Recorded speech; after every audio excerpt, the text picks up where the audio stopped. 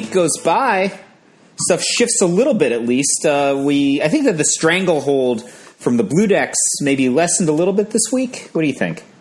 Definitely. There's been an evolution. I think part of it is that both red aggro and ramp strategies have been making some adjustments so that they can actually be in the conversation.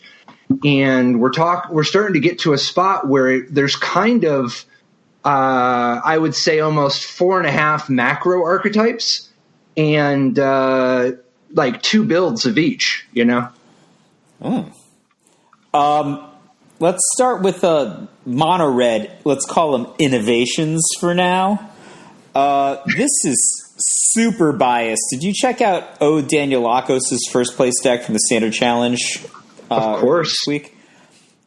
I mean, when you're at the main deck Ox of Agonas zone, I think... No. See, I think you haven't even come close yet. You see, Mono-Red, anybody can put one Ox of Agonas in their Mono-Red deck, right?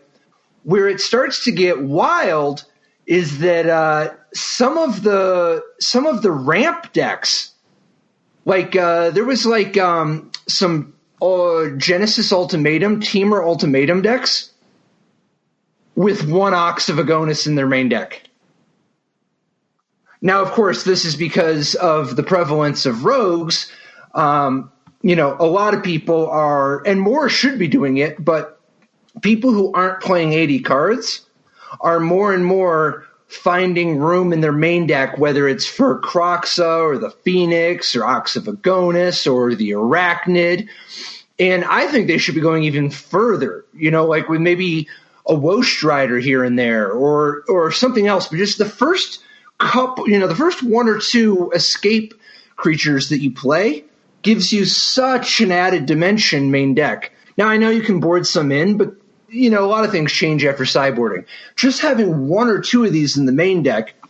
And here, there's also, of course, the 3 Phoenix of Ash, but Ox of Agonas is a very different type of one of. You know what I mean? That's a different kind of escape card. I just think that's a big concession for a deck that's got 20 legitimate lands. Obviously, when you start factoring in Shatterskull Smashing, no, Shatterskull Smashing is legit. Come on. I mean, a pretty good player who, recently cracked top 10 Mythic with Mono-Red told me he thought that Shatterskull Smashing was terrible.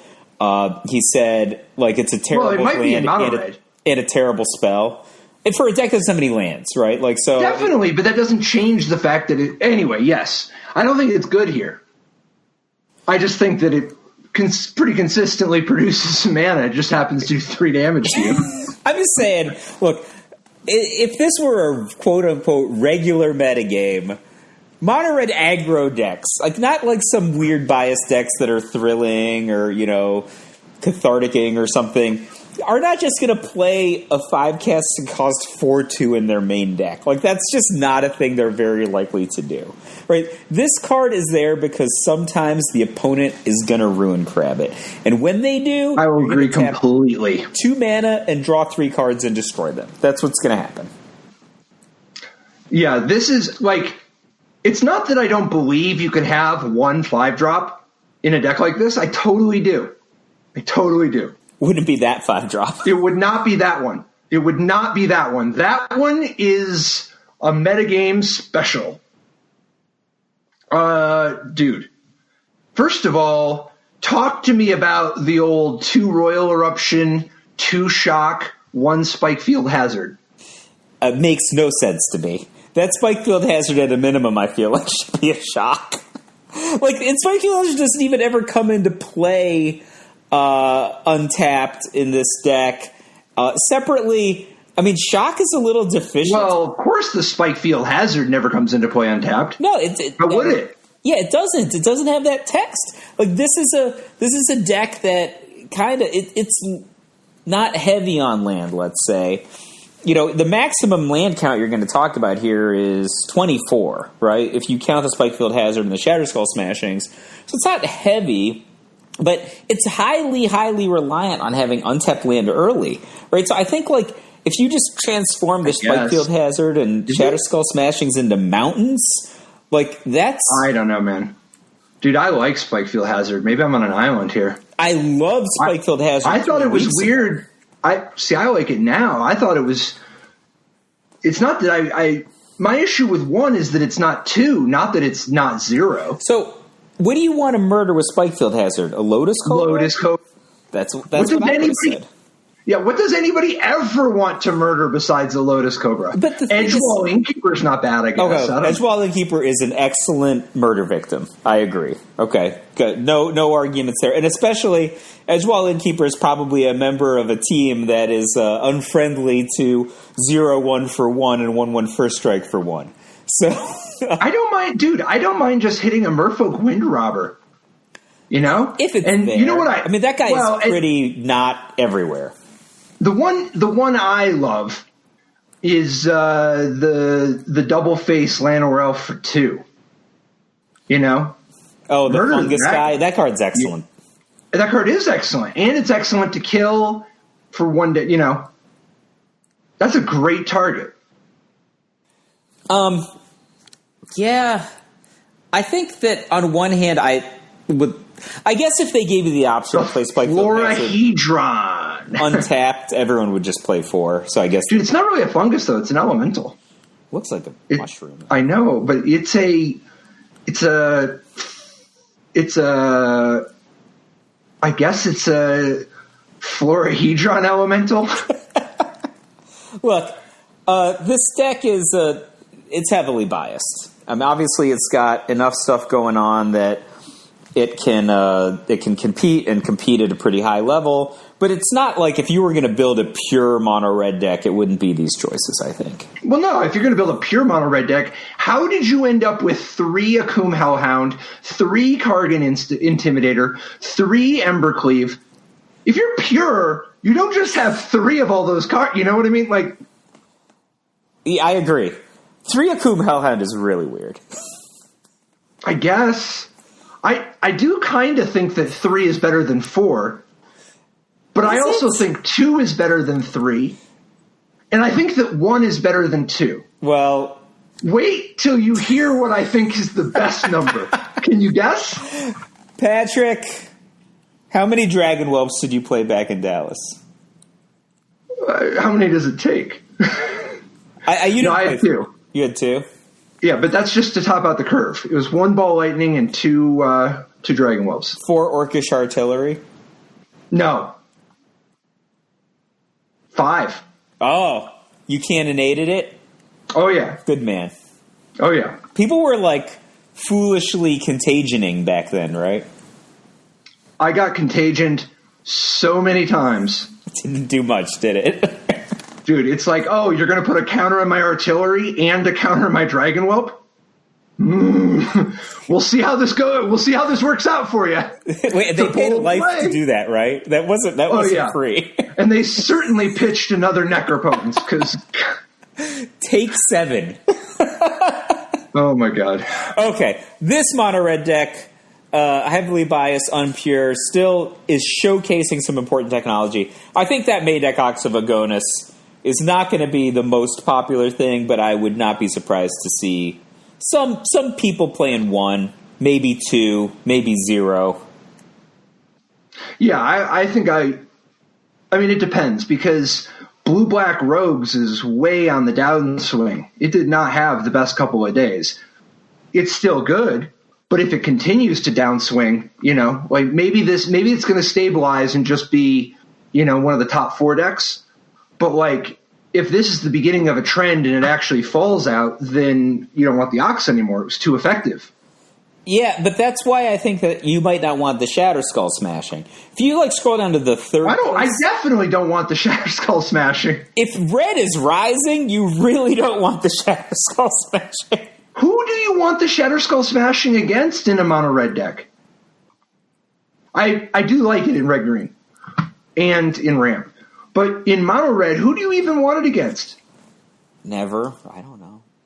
It just seemed a bad spell and a horrible land. What's worse is it's all these horrible as a land. All these. If you don't give me a break on Castle Vantress, All these Mono-Red decks play 4 Castle Embereth.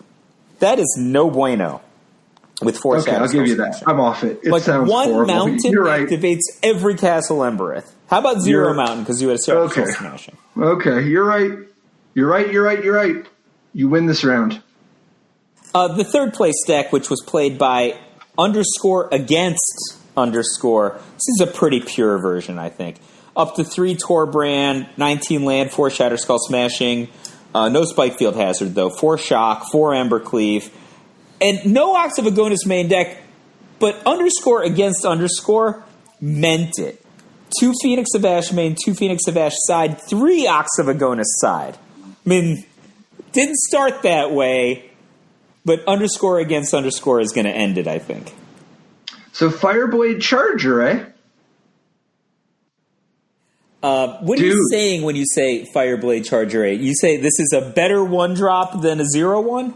It's any 1-drop at all besides the Hellhound. So already you're speaking my language.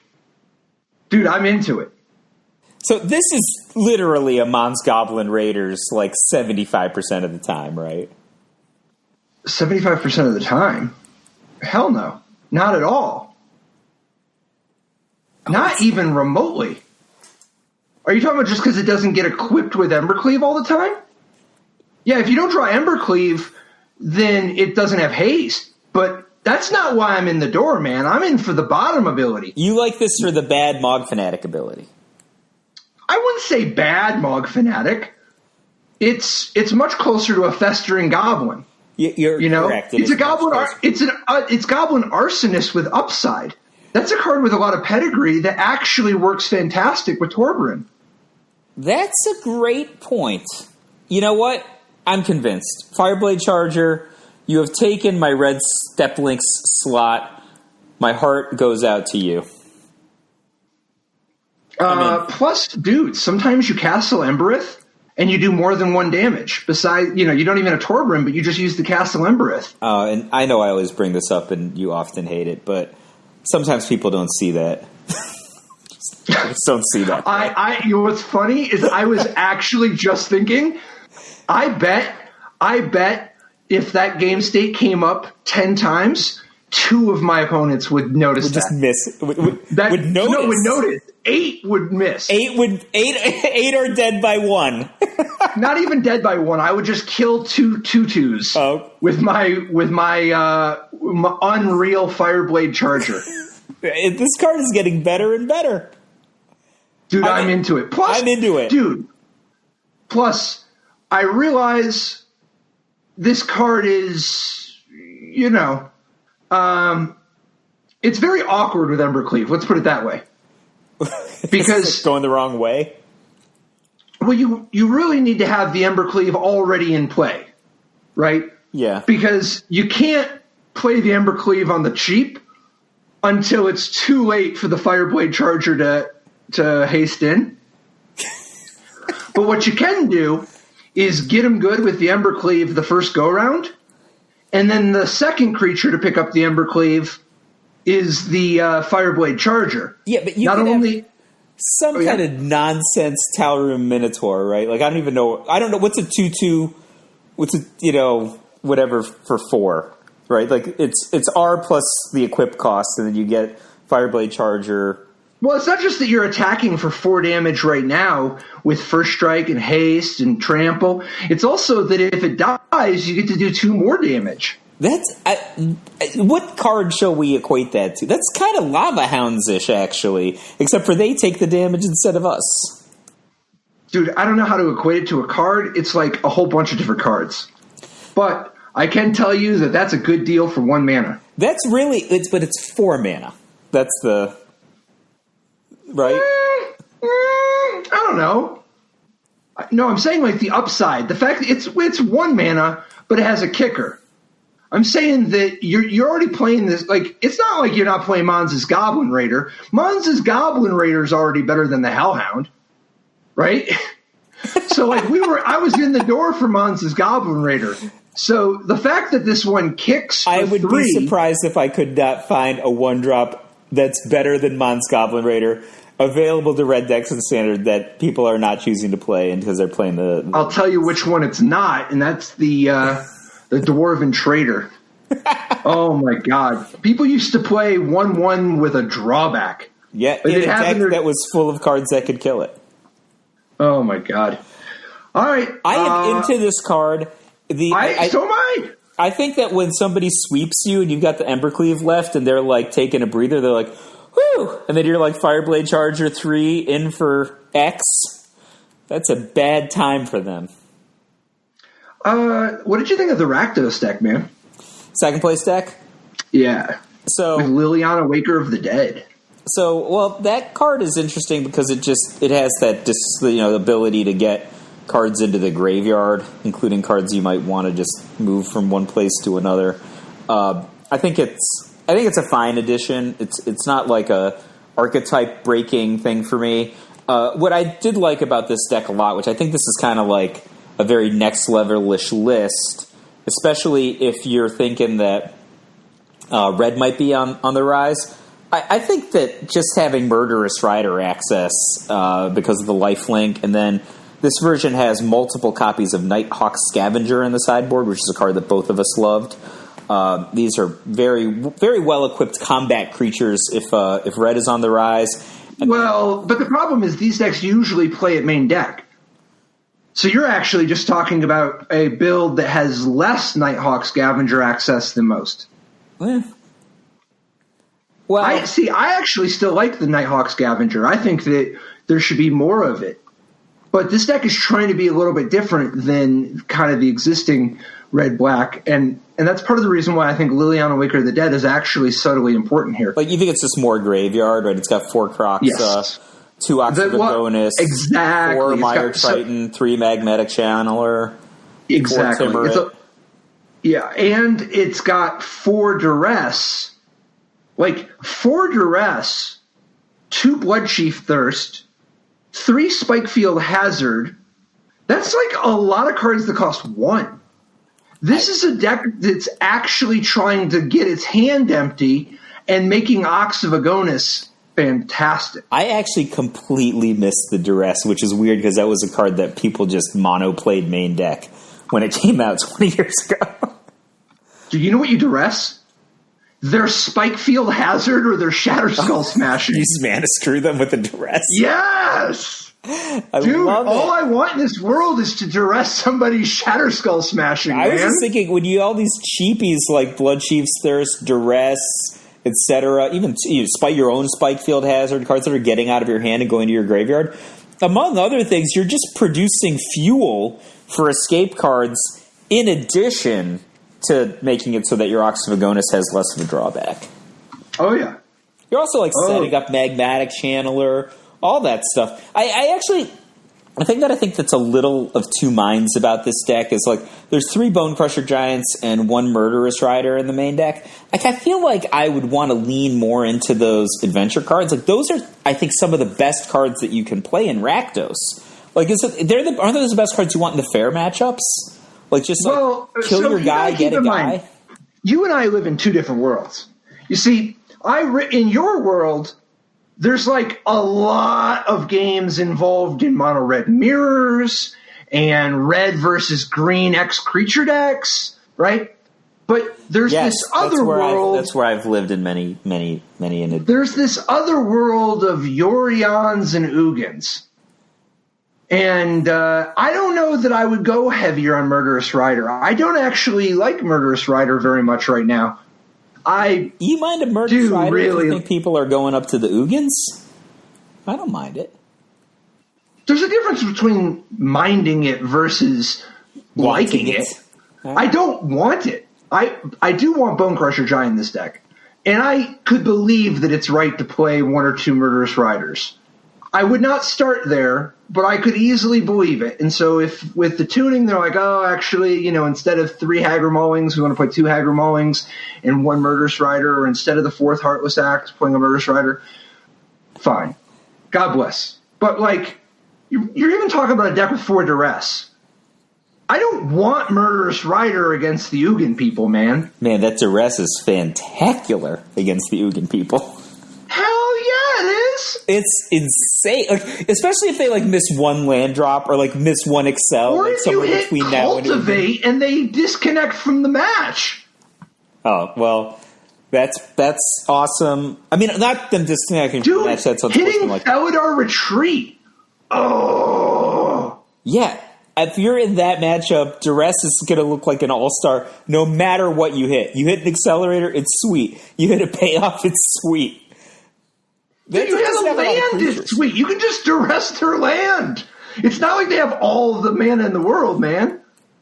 No, they certainly do not. I think Rakdos. I think you were right. Like 2 weeks ago, I think Rakdos is kind of the deck that should be doing well. But this is a good step for Rakdos. Well, there no placements when we looked at it last week, but I liked Rakdos last week. I'm off it this week. You're off it this week. I'm off it this week. I thought you were a very deep vision on the Rakdos call. Well, and I'm going to be back on it this weekend. So tell me why you're off it. Because I think we've got a golden age of Naya. I'm in for the golden age of Naya. I think it's going to last probably until about Friday.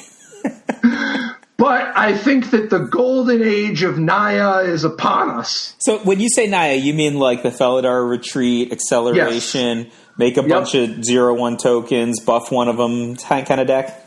Yeah. Although, wait till you see where I want to go with this, man.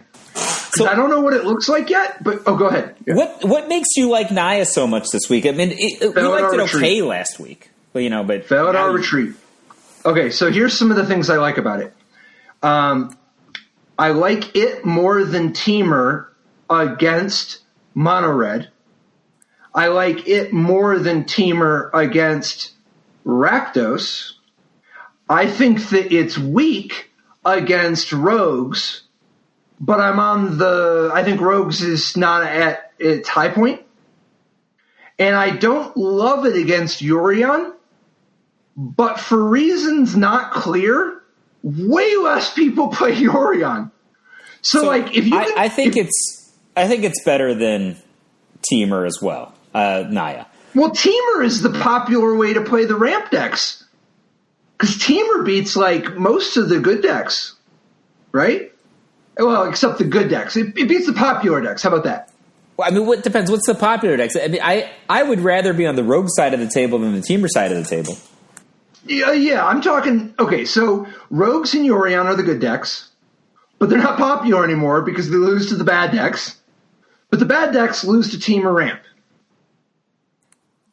Does that mean that maybe cycling should come back? It already has. Great question. Cycling seems like it should. If your game plan is Mono-Red, isn't Flourishing Fox and Zenith Flare the best possible way to go? Well, I don't know. You don't always draw it, but yeah. How do you not always draw it? Your entire deck says draw a card. Because you just die on turn 5 sometimes, dude. I don't know.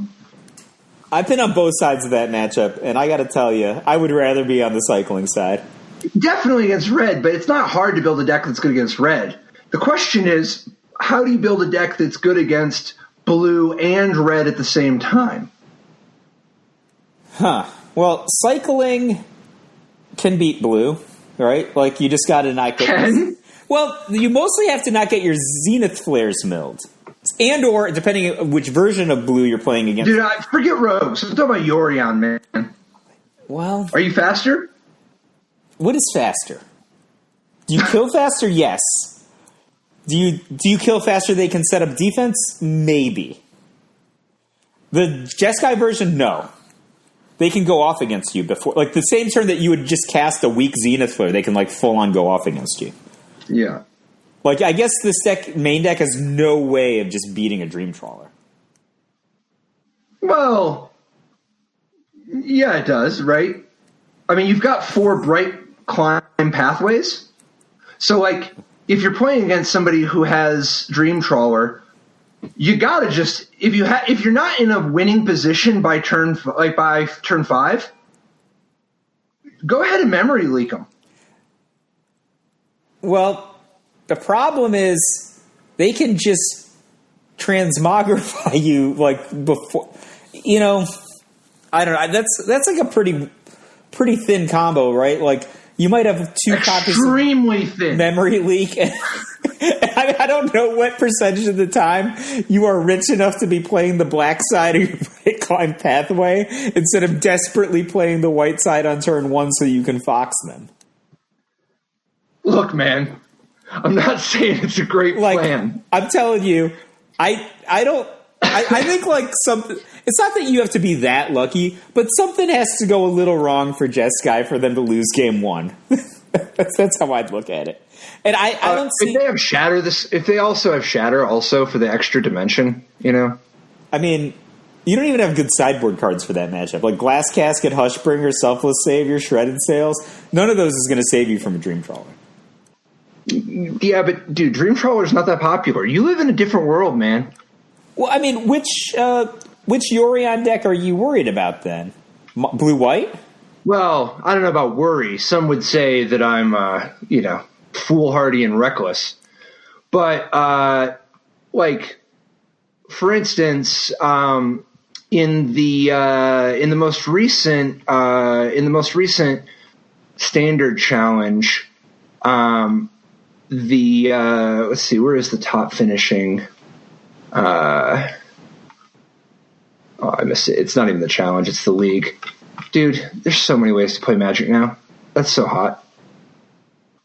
Dude, when I was growing up, and you were there.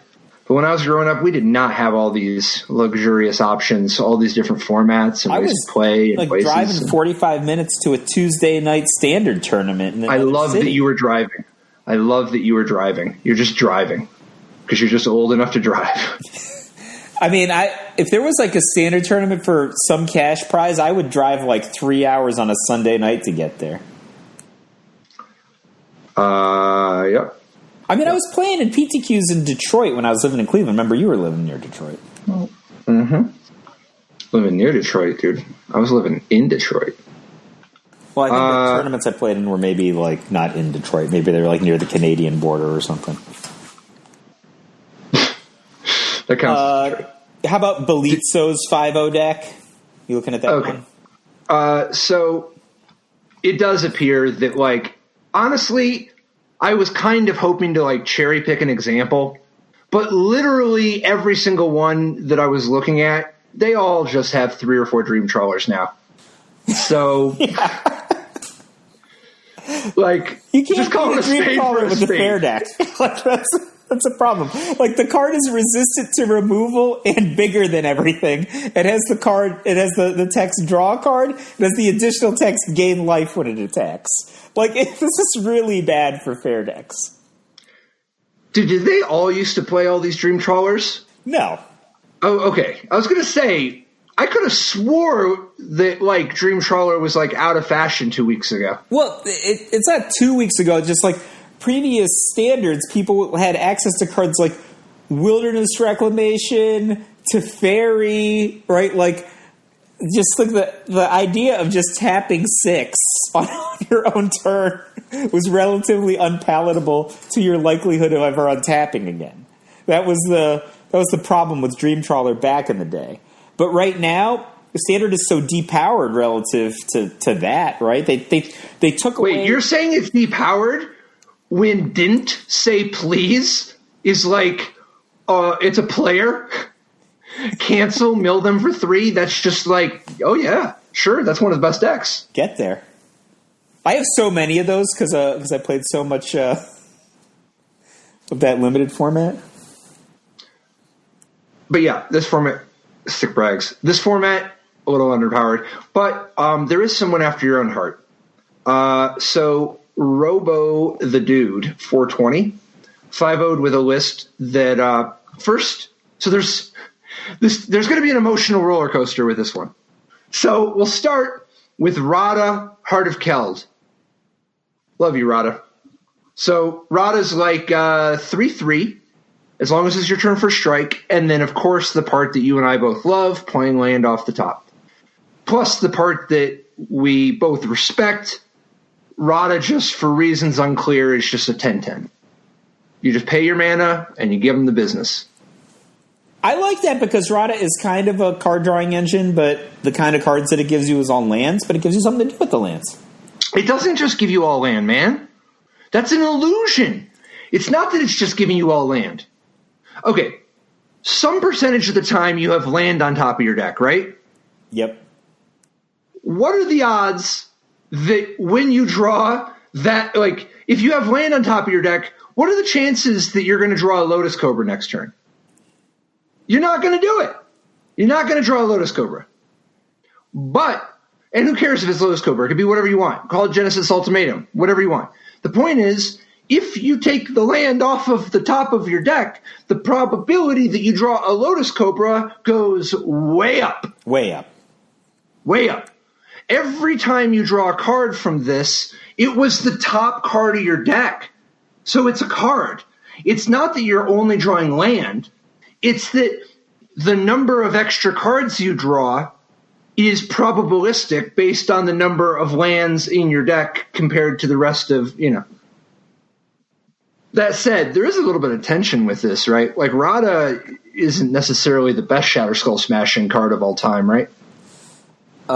No. But, I mean, I think all those things together are on theme. Actually, maybe not. Exactly, because Genesis Ultimate, I see. Yeah, see? that doesn't... I think I just play land. Exactly. See, I like Shatterskull Smashing. I do. We just happen to be looking at decks where I don't like it as much. Yeah, but it's not good here. Here's the part that I want you to help me sort out. And by the way, it might be decent here. It is actually, when you're playing ramp, like, it's kind of sweet to just have ways to spend your mana for. Your Cultivates and your Beanstalk Giants are going to thin out the.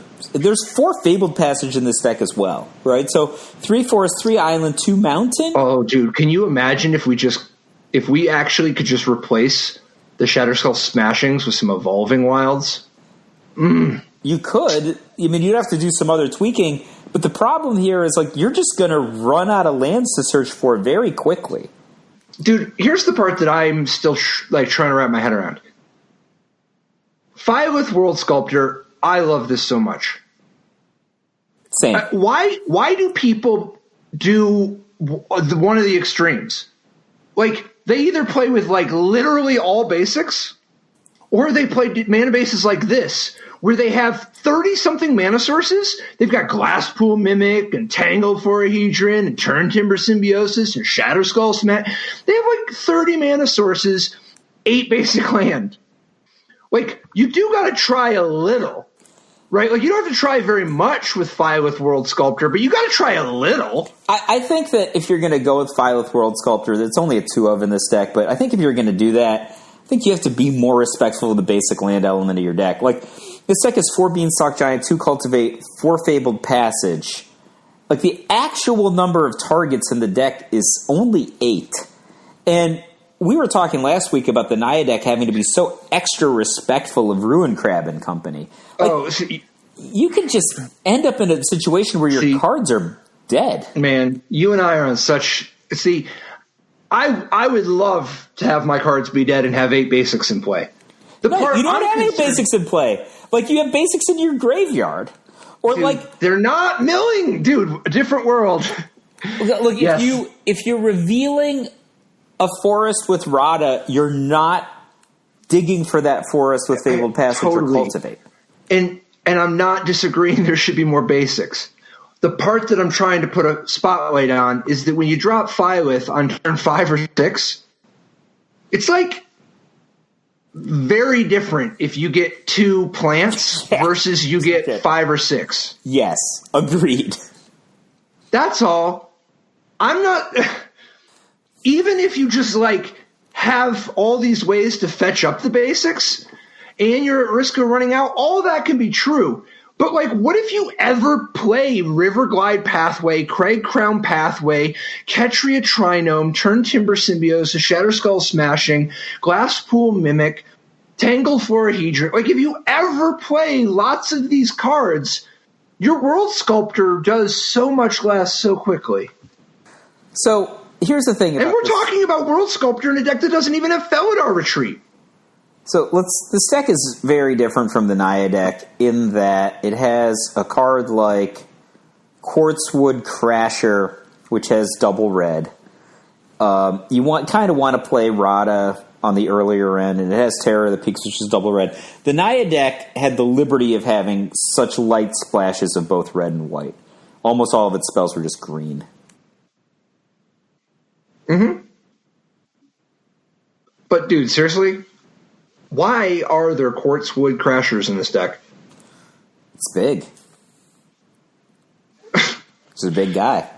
Okay. 5 mana, 6/6 trample. You know? I mean, maybe this is like a weird question, but why is this better than Elder Gargaroth?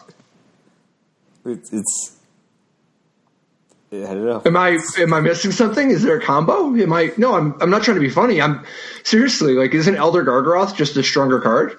Like, you don't even have trample creatures. It'd be one thing if you had like creatures with trample. Yes. This one has trample. What I mean is it doesn't synergize with anything. Yeah. You just have it. I mean, I've played against Quartzwood Crasher again in decks that were like creature decks, right? That were getting out Quartzwood Crasher, and I think a lot of their creatures often had trample, even temporarily having trample. So you went pretty big.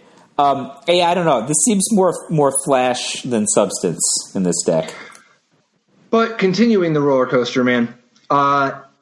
3 Terror of the Peaks. Why not 4? 1 Perforos Bronze Blooded for spice. I think I'd rather just have a 4th Terror of the Peaks instead of Quartzwood Crasher, though. Well, sure. But let's say that we've got 4 Terror of the Peaks, and let's talk to me about Perforos, man. Well, if you flip it, it has different meaning than if you cast it. You might flip a bunch of things, or have things that are otherwise would not be able to attack this turn.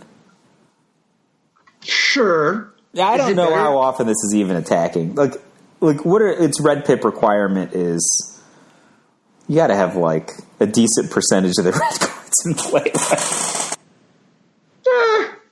I guess. I don't know. It doesn't take very much to get to 5.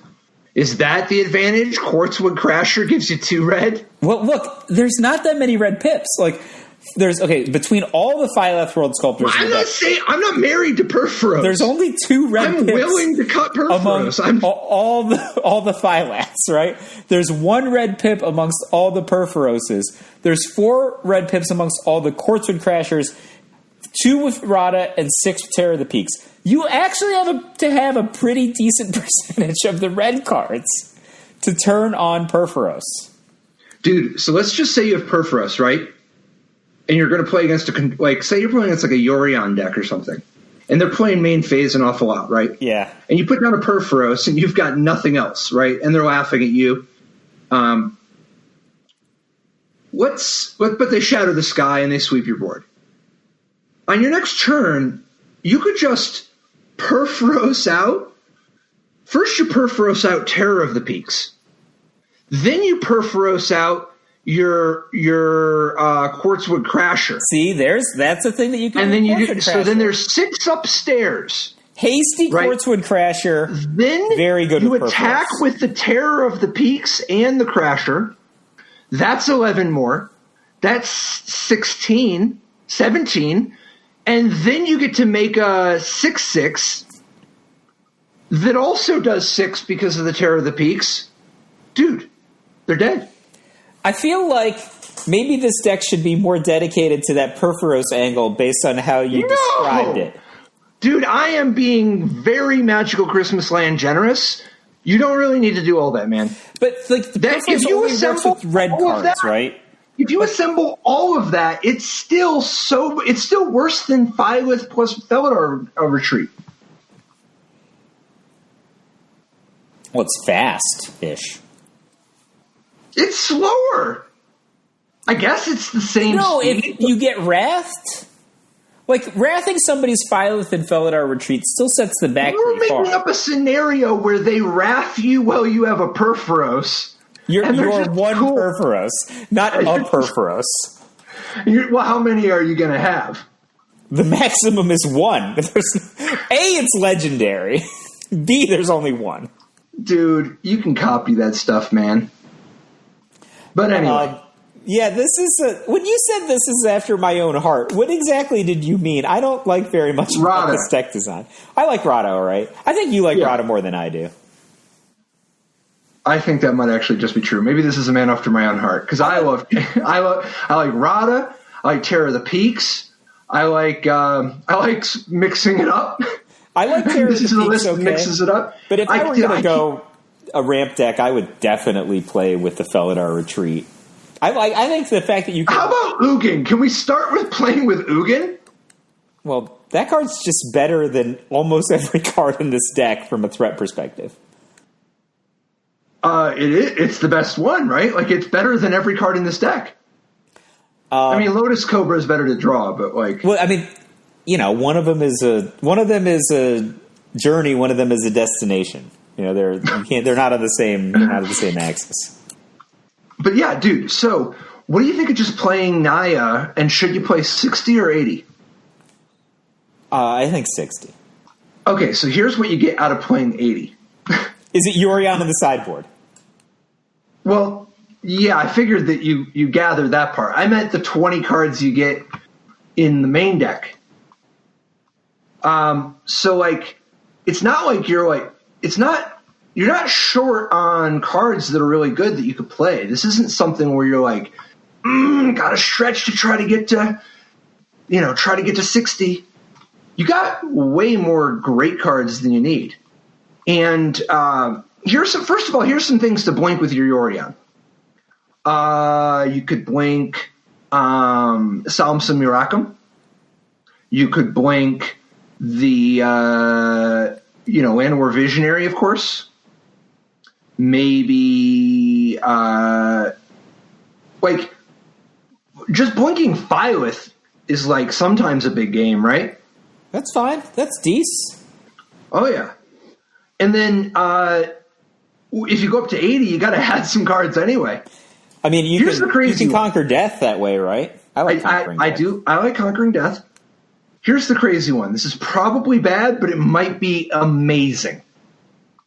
Birth of Meletus. You had Birth of Meletus.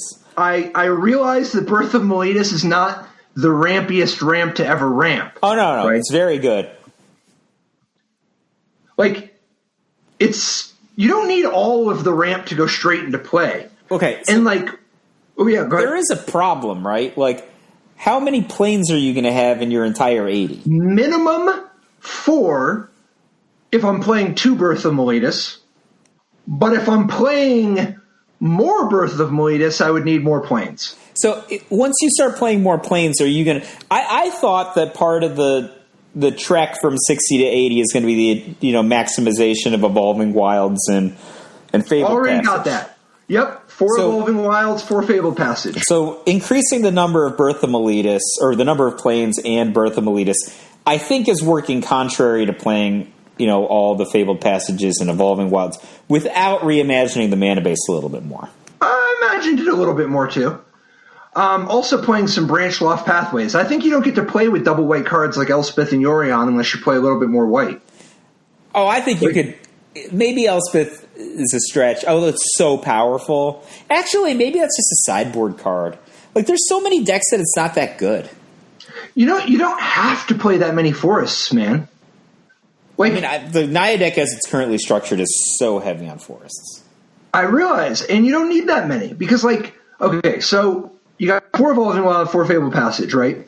And it's not like you have anything that costs 1. Like, you're not playing anything on turn 1. So you can have it come into play tapped if you don't. But, you also have 4 Bala Jed Recovery, right?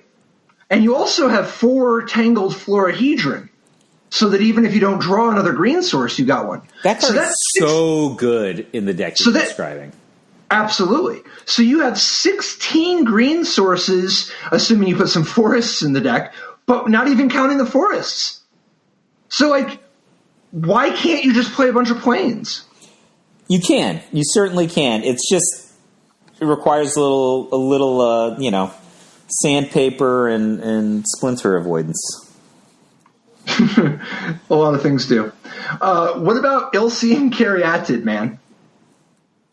So this is once you're already playing Lotus Cobra and Tangled Florahedron and Wolf Willowhaven, and you're like, well, I'm playing 80 cards. I want more 2-cost accelerators.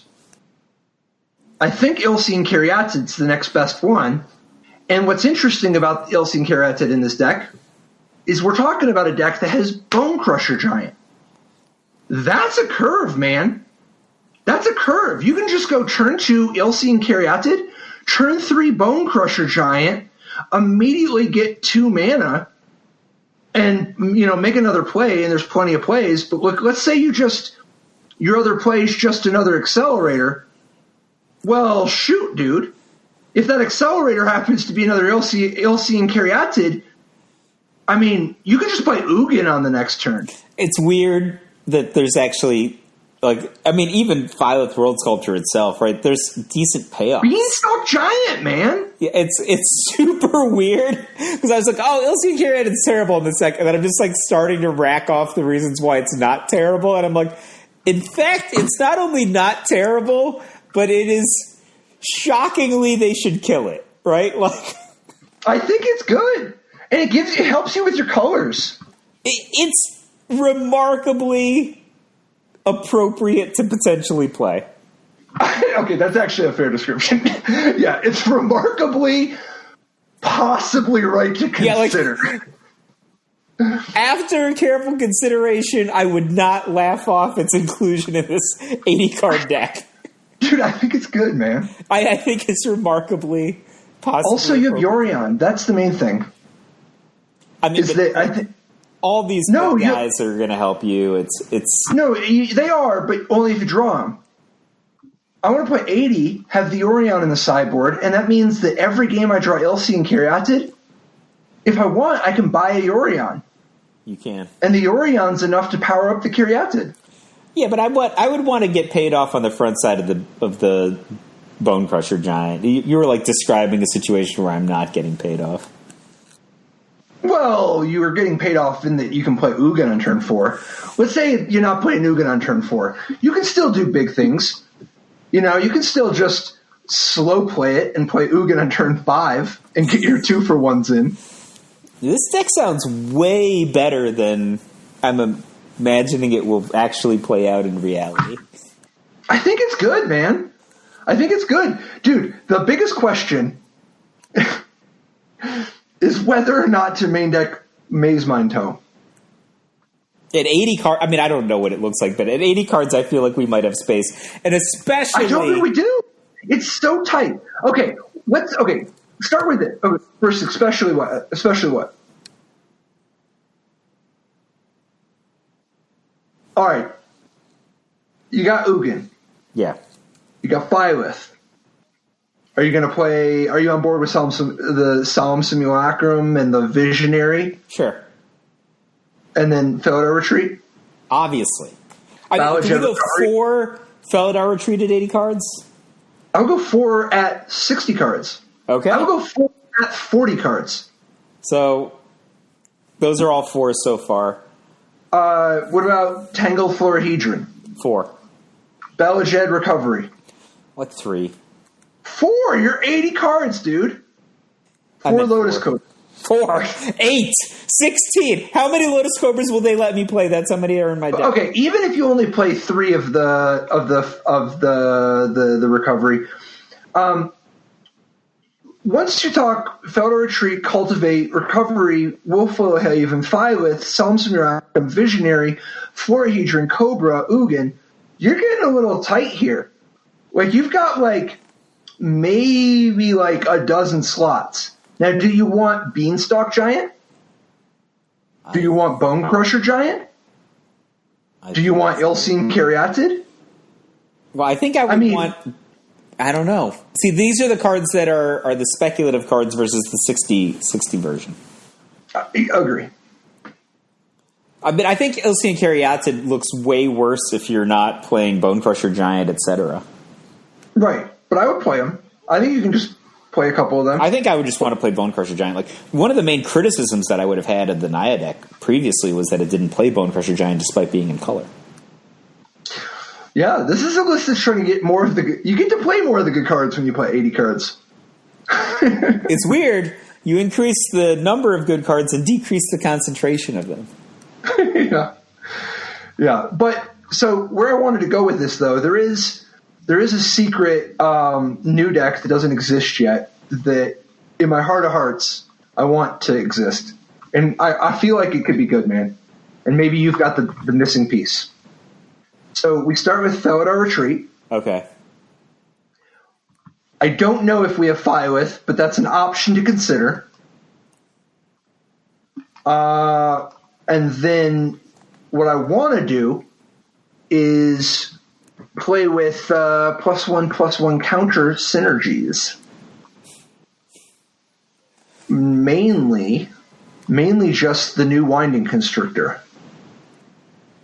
Could you can you get into that? Yeah, I mean, like a green-white... I mean, to me, that's like a green-white aggro deck. Yeah, but I'm talking going a little bigger.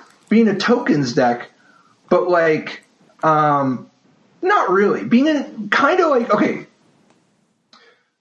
if you're just playing like kind of a ramp deck and kind of a tokens deck, how much do you need out of the 2-drop before you've just like really, really gotten paid? Conclave Mentor. I think the problem is if you're going too much towards the Conclave Mentor side, you're never even going to get paid by the Felidar Retreat. That's the thing. But those kind of historical aggro-ish decks they're not designed to. No, I'm not talking about aggro. Not talking aggro. I'm talking something bigger. Tokens meets ramp. So are you saying like you have a Felidar Retreat, you have a Phyolith, something like that, and then like on turn 6 or something, you're like, here's my 2-drop, time the sequence. No. When you have Felidar Retreat and Phyolith, you're already DI. I'm saying, what about when you don't have Tron, when you don't have them both already? Oh, you're creating the stilts to a new triumvirate. Yes, exactly.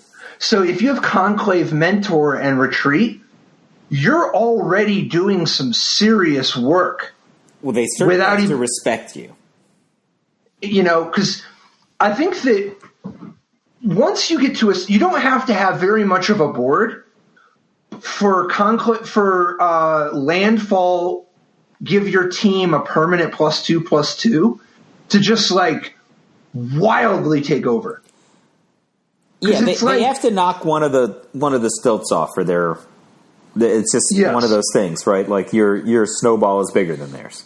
And obviously Conclave Mentor is pretty sweet against red, but the part that's kind of dicey is Conclave Mentor gets punked hard by Bone Crusher Giant.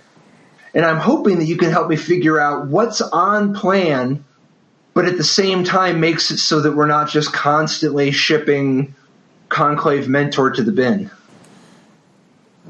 I mean, it's tough. See, the thing is, most of the decks that card has historically been viable in just have many other targets, right? And I think, well, I mean, look, this deck's probably going to have Lotus Cobra, right? For sure. Tangled Florahedron. Those guys are going to draw some fire. What about other +1/+1 counter cards? Maybe that's the keys. Have more ways so that you can just, like, get your money. Yeah, but I mean, at some point you're just like, here are some creatures that I'm going to play. Like, I get it. Like, dude, Turn Timber Symbiosis puts +1/+1 counters. You know what's better than some random-ass Lotus Cobra with 3 +1/+1 counters on it? A random-ass Lotus Cobra with 4 +1/+1 counters on it. I can't argue with that specific statement. What about Wildborn Preserver? Could that be played in small numbers? I mean, I don't know, man. I just feel like there's something. I feel like Conclave Mentor is not being fully utilized yet. Like, Wildborn Preserver is super good. Is Conclave Mentor a human? It's a Centaur Cleric. Ooh. See, they don't even hate each other. Yeah. The Preserver is so good. It's like the best card that's ever been in a good deck, right? No, I think Black Lotus is. Black Lotus has never been in a good deck? Oh, you're saying Wildborn Preserver is the best card that's never been in a good deck? Yes. No, it's been in a good deck. I don't know. I think it's been in a good deck, but I don't know. Plus, there have been some really, really good cards that have never been in a good deck. I agree. It's probably not the best card that's never been in a good deck. Like, some of the cards on the banned and restricted list were never in a good deck. Is got in there early? Yes. It didn't need to get to that. Tell you what, we're canceling all the flights from there. Yeah. So I don't know. It seems like maybe I'm going to have to do this. Like, you're not feeling the +1/+1 counter jam. I'm trying to imagine, like, I'm trying to imagine the other cards that you would have to have that would help draw fire that would actually be friends with this card, right? Like, well, why are we trying to draw fire? Because otherwise you're just dead to Bone Crusher Giant. Like, there's alternatives, right? Like, I don't know. Can we, like, protect our Conclave Mentor? Are we playing duress? I mean, at the point where you're just like, all right, the Bone Crusher Giant. I've got, like, brutal. Conclave Mentor, Felidar at Retreat, Blessed Breath. I'm going to counter. I'm countering that Bone Crusher Giant, and countering the 4/3 body that you were going to play next turn all at once. All right, rapid fire. Here's 5 cards that got played this weekend, this past week. Enigmatic Incarnation. That's an interesting. Yeah, exactly. So there's a Bant Yorion deck. Carnage Card Sense 26th place standard challenge deck from 1024 is so it's a Bant Yorion deck that has a lot of the usual fixins, albeit with some exotic numbers. But the 4 enigmatic incarnations is not messing around. It's 2 green-blue enchantment. At the beginning of your end step, you may sacrifice another enchantment. If you do, search your library for a creature card with converted mana cost equal to 1 plus the sacrificed enchantment's converted mana cost. Put that card onto the battlefield, then shuffle your library. So, when you have Enigmatic Incarnation, you can turn your Elspeth Conquers Death into the Dream Trawler that's in your deck. And that's part of the reason for all the exotic numbers in this deck. Now, you can, one of the other exciting things you can do, you can actually sacrifice, like if you had, say you have a second Enigmatic Incarnation, you can sacrifice one of them to the other to go get your 1 copy of Elder Gargaroth, your 1 copy of Legion Angel. I'm sorry, no, you need to get something different with the Legion Angel. But the Legion Angel you go get by sacrificing your Omen of the Sun. And of course you have 3 more Legion Angels in the sideboard. But you can sacrifice the Birth of Meletus. You can go get a Skyclave Apparition. You know, there's a lot of good gets. And some of the defense in this deck, like you can have Mystic Subdual on one of your opponent's cards, and then later just be like, okay, time to upgrade you. I'm going to go get Setessan Champion out of my deck. Setessan Champion? Yeah! Dude, you can sacrifice the Omen of the Sea to go get the Setessan Champion out of the deck. Isn't that hot? Oh my god. I always wanted Setessan Champion to be playable and constructed. Dude, what about Yasharn Implacable Earth? I saw that in this list. I don't know what this card does, which is shocking to me because it's a 4/4 for 4 that has a ton of text. That's totally in my wheelhouse. Okay, so first, the part that gives it some rate is that when it enters the battlefield, you get to search your library for a forest and a plains and put them in your hand. Basic forest and basic plains. So this is pretty sweet anyway, just in terms of you play the 4/4, you drew 2 cards, and if you Yori on it, you get to draw 2 more, right? Happy times. But the reason it's kind of a cool target isn't just oh, I'm stuck on 4 mana, I can sacrifice my Omen of the Sun to go get the Yasharn to keep the mana going. That's awesome. That's definitely awesome. But you can also, the second part of this is players can't pay life or sacrifice non-land permanents to cast spells or activate abilities. So this is like the anti-Sam Black. Yeah. No paying life and no sacrificing creatures, no sacrificing enchantments. So this is for the Enigmatic Incarnation mirror match? Yeah, and you got to be careful because once you get your Yasharn, there you are. It turns off your Enigmatic Incarnations. But if you're in a spot where, like, say your opponent was going to lock you with Doom Foretold. Oh. Yeah. I mean, this deck is literally living in the year 3000, right? I mean, first of all, green, white 2, 4/4, draw 2 cards seems fantastic to me for some metagames. Mm-hmm. Like, that card is that's just a great card. If you think about, like, people, they cast instants all the time that are like U3, some version of draw 2 cards, right? Like, draw 2 cards Scry, draw 2 cards Cycle, whatever. This is draw 2 specific cards, but also get a 4/4 that has additional text. Like, isn't this just very good for some metagames? Even without that last clause, which is insane, by the way, right? Like, doesn't this also stop people from sacrificing bauble type stuff to draw cards? Yeah. Definitely. Like, this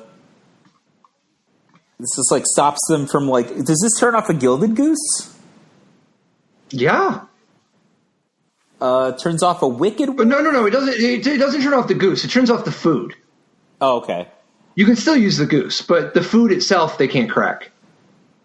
So it does. It turns. No, off... you can't. Yeah, you can't make mana from the goose, but you can make more food that you can't use. So you can make food, but the food is not usable either for life or mana. Right. That's. I'll take that bargain. That's enough off. Yeah, it's just it's very interesting to me. I mean, it turns off omens, right? It sort of. I mean, it turns off the back half of omens. Yeah. So, I mean, it's kind of cool, right? I'm super stuck on this card. I think it's very, very cool. At the end of the day, it's also just really dope when you're stuck on 4 to have a card in your deck that makes you draw 2 land. Like, I just want to play this card. It seems fantastic to me. I love it. And none of those mono-red 1/1s or 0/1s are going to get through it easily. This is my pick for the coolest deck of the week, by the way. I think that at first you're like, okay, haha, the numbers in this deck are so weird. And then you're like, oh, Enigmatic Incarnation, this is some kind of a meme deck. I think this is pretty sweet. Wait, can you go up to, like, you can't go up to lots of copies of Elder Gargaroth? That's a thing I would want to do. You can.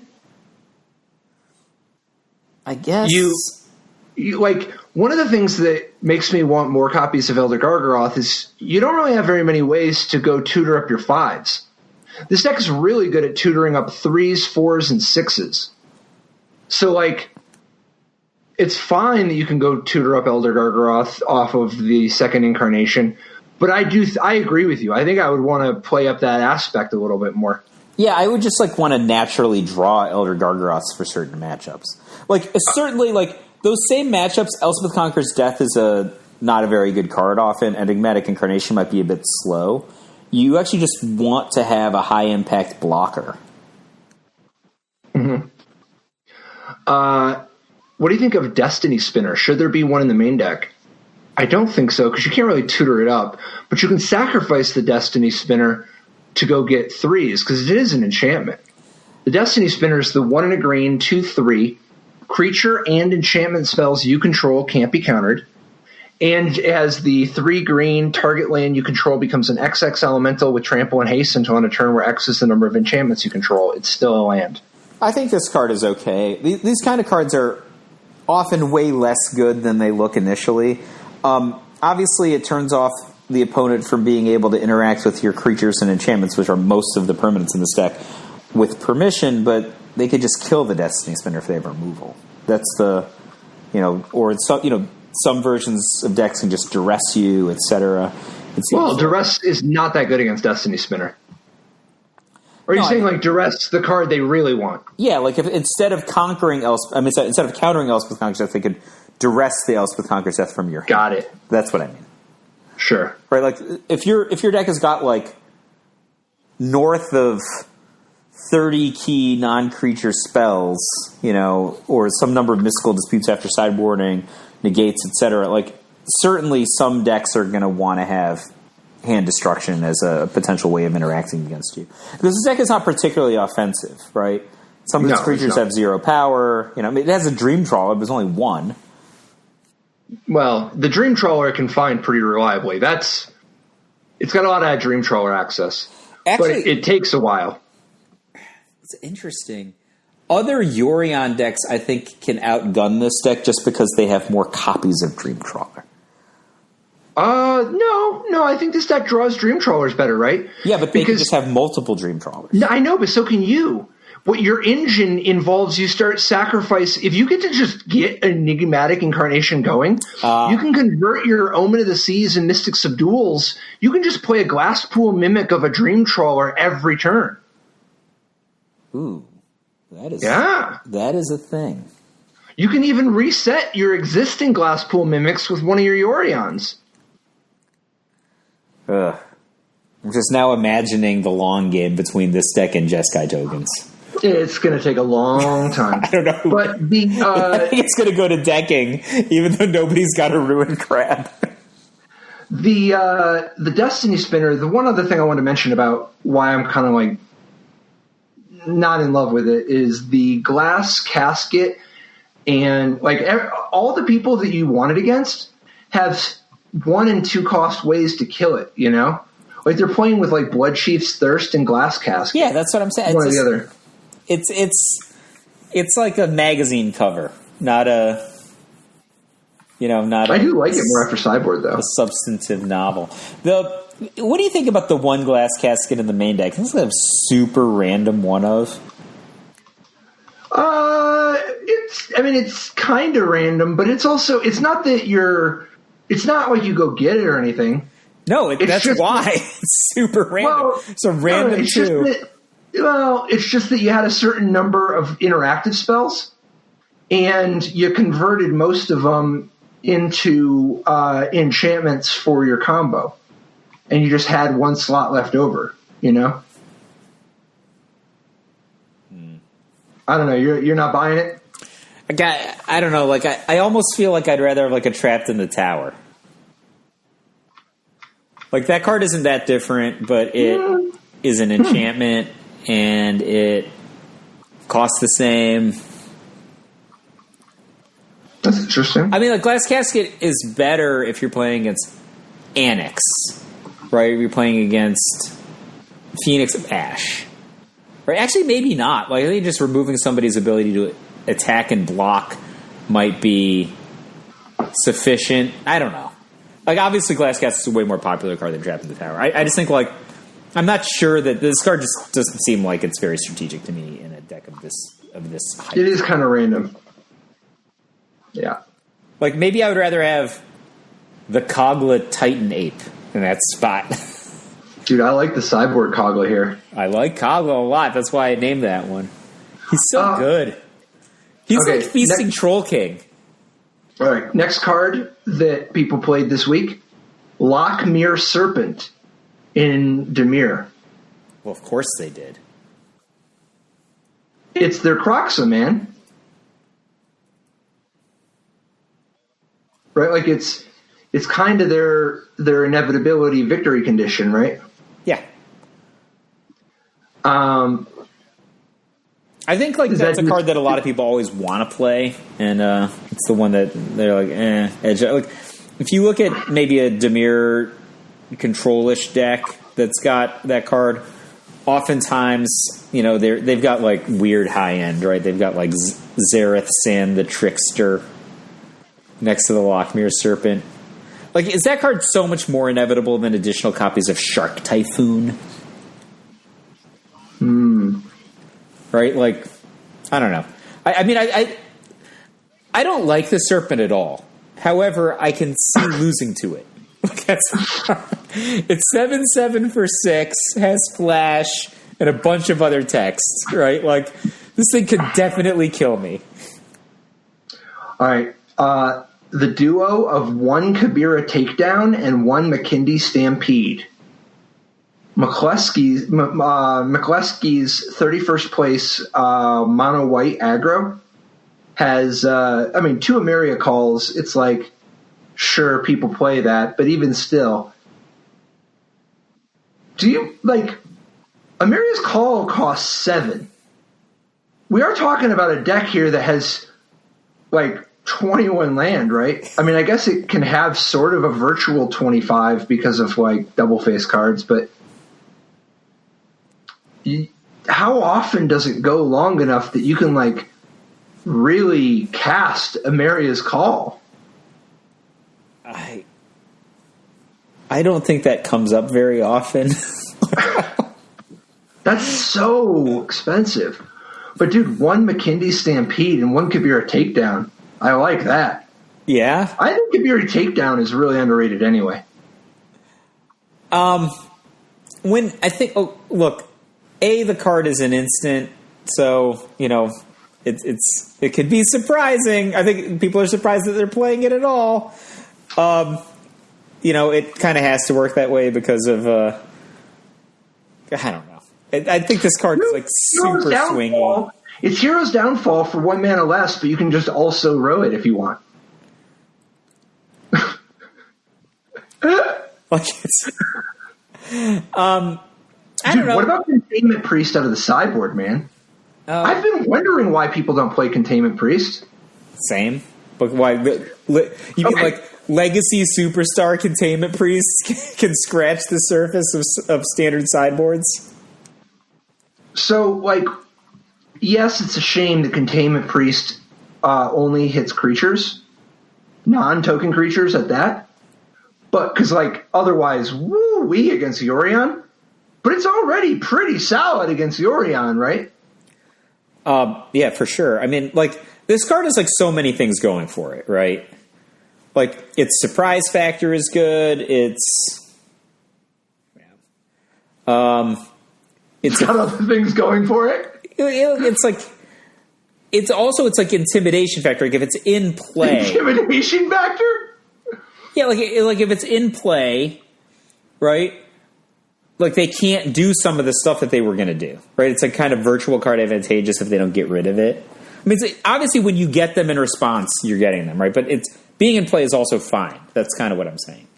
Definitely. I'm just saying that I think that the format's going to involve a lot of Yorions and a lot of Genesis Ultimatums.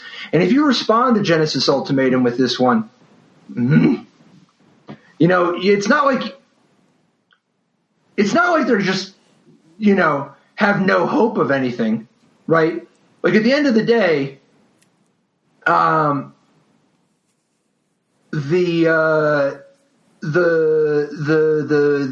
card advantage can still be good, but you got to remember, it's like the difference between Genesis Ultimatum just being a draw 5 and being tempo positive.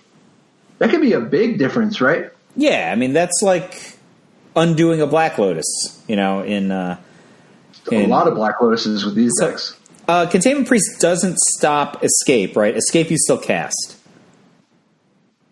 Yeah. Sadly. But I can't do everything. I think it gets good money for it too. Yeah, it's also tricky, man. I like it. I like it a lot. Kabira Takedown, I think, obviously you have to have certain stuff going for you for it to get going. And I think that card is very tricky. McKindy Stampede, on the other hand, I don't know. What percentage of the time is this not just a land? A tap land at that. It's just, I mean, this is the definition of terrible land, terrible spell. I think if you got the full +3/+3 and trample, I would be into it. But then it wouldn't be a difficult question, right? So I don't know. I think it's a difficult question compared to some. I will just quote the great Alan Moore. Tyranny or democracy is not a difficult question.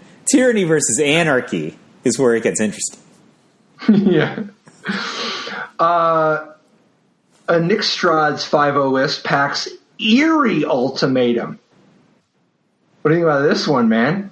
Over on the 26th. So Eerie Ultimatum, as you remember, it's the Abzan one with black in the middle. Return any number of permanent cards with different names from your graveyard to the battlefield. And so this is a deck that contains Elspeth Conquers Death, Elspeth's Nightmare, Doom Foretold, Trail of Crumbs, Treacherous Blessing. And of course, it's also a Yorion deck. So it's like you're doing the Yorion Doom Foretold type of stuff, but you've got this added angle of splashing green for Eerie Ultimatum to go over the top. Plus you got, some pretty decent gets like Wicked Wolf and Llanowar Visionary. I mean, I think that one of the things that's really cool about this is you can play like more of an attrition game, right? Instead of like going like completely just reliant on Doom Foretold, like they can interact with it or they can get rid of it or whatever, and then you can just 1-for-1 or like slightly better than 1-for-1 a bunch of times, and then just they're like they think they've got a breather. They're like, nah, dog. Here they're all coming back. Yeah. I mean, even if it's like they thought they were okay because they dealt with the Doom Foretold, up front, and then you hit them with the Yorion, and they're like, oh, the second wave was pretty rough. They are not going to be able to handle the third wave. I mean, actually, just looking at the construction of this deck, I don't know how you get to this point in the game and somebody's not buried, right? Like, all of your cards are just like kick to the knee followed by punch to the nose. Like, all of them. I would not describe Golden Egg that way. Golden Egg is not one of those. Okay. But like, nor like Trail of Crumbs isn't really in that category. But like Doom Foretold, Elspeth Conquers Death, Treacherous Blessing, all these 187 type creatures. Actually, the 187 type creatures are very good with Eerie Ultimatum. Once you're like using them to tempo the opponent, potentially card advantage the opponent, then the Doom Foretold kicks in, play a couple of turns of that game, maybe conquer a little death, maybe give somebody a bad dream, and then the Eerie Ultimatum. Yes, that actually, now having looked at the creature portion of this deck, Eerie is the wrong adjective, really. It deserves a more compelling adjective than eerie, because this is the nightmare.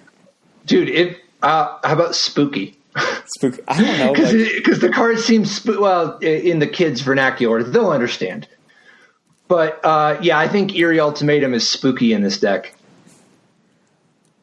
There's so many things that are just like card advantageous that you can trade with. Yeah? Huh? So, what do you think, man? What's your deck of the week? I think that Bant Yorion deck with all those weird numbers, one-offs, Kogla in the sideboard. That one is the most. That was the most inventive deck. But I think I got to go with just Mono-Red with Ox of Agonas in the main deck, which we started the episode on this week. I just feel like, obviously, I'm a Mono-Red guy at some level, and the Ox of Agonas is that's just so... I know my character. I know how my character plays in this movie. Han shot first. I think that's fair. Well, my head might be saying that that the one of the red aggro decks, like the one Ox of Agonas or the Rise of Duress, that's the stuff. But my heart might be, on board with that Bant Yorion deck. But at the end of the day, this time my soul gets the vote. And so we're going to go with the Boros Knights deck with Circle of Loyalty, Maul of the Sky Conclaves, acclaimed contender, Fervent Champion, Basari's Lieutenant. We're just going to go with this Knights deck we didn't even talk about. See you next week.